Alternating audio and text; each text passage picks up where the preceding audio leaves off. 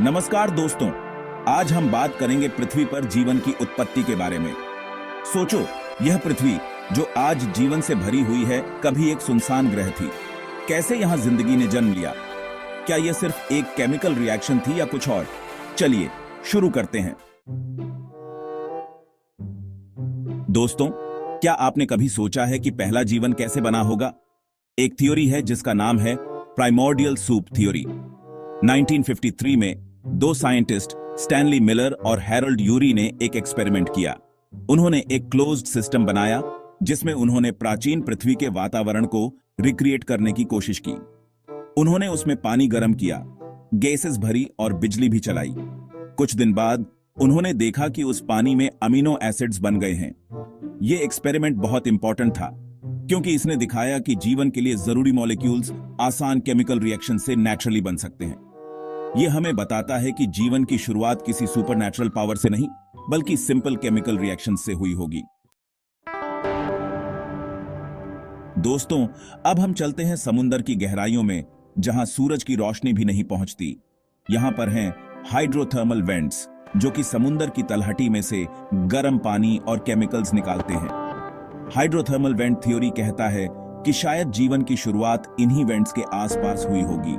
ये chemical rich environment जीवन की शुरुआत के लिए परफेक्ट जगह हो सकती है। साइंटिस्ट का मानना है कि इन वेंट्स के आसपास केमिकल रिएक्शंस के थ्रू पहले ऑर्गेनिक मॉलिक्यूल्स बने होंगे। यह मॉलिक्यूल्स बाद में आपस में जुड़कर कॉम्प्लेक्स स्ट्रक्चर्स बनाने लगे होंगे और इसी प्रोसेस से जीवन की शुरुआत हुई होगी। यह थ्योरी हमें जीवन की डाइवर्सिटी और उसकी पॉसिबिलिटीज के बारे में सोचने पर मजबूर करती है। दोस्तों, क्या आपने कभी सोचा है कि क्या इस विशाल यूनिवर्स में हम अकेले हैं या फिर कहीं और भी जीवन है? पैंस्पर्मिया थ्योरी जीवन की उत्पत्ति के बारे में एक और इंटरेस्टिंग थ्योरी है। इस थ्योरी के अनुसार जीवन पृथ्वी पर नहीं बना, बल्कि किसी और ग्रह से आया है। यह कैसे पॉसिबल है?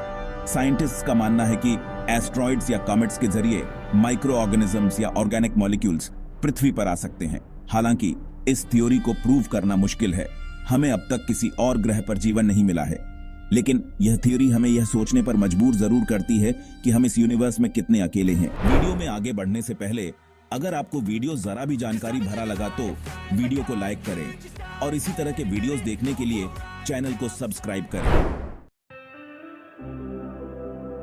दोस्तों, अब हम बात करते हैं एक ऐसी चीज के बारे में जो हमारे आसपास हर जगह मौजूद है, मिट्टी।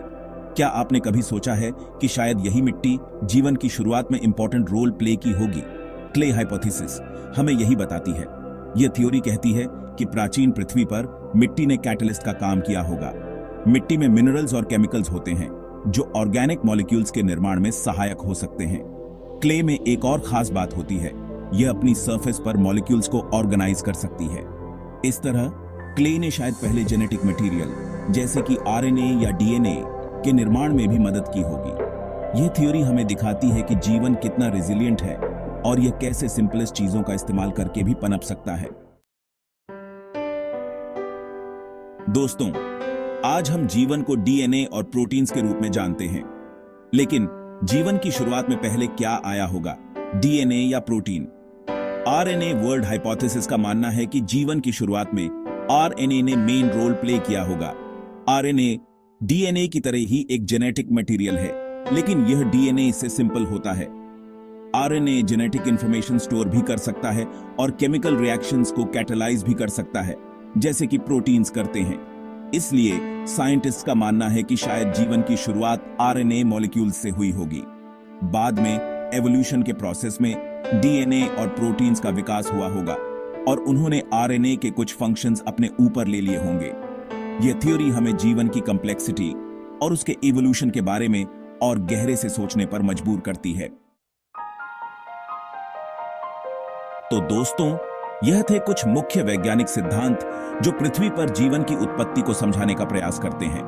हालांकि अब तक कोई एक सिद्धांत पूरी तरह से साबित नहीं हो पाया है, लेकिन इन सभी सिद्धांतों से यह स्पष्ट होता है कि जीवन की उत्पत्ति एक कॉम्प्लेक्स और अनेक युगों की प्रक्रिया थी। आज भी साइंटिस्ट जीवन की उत्पत्ति के रहस्य को सुलझाने में लगे हुए हैं। अगर आपको यह वीडियो पसंद आई हो तो लाइक और सब्सक्राइब जरूर करें। धन्यवाद।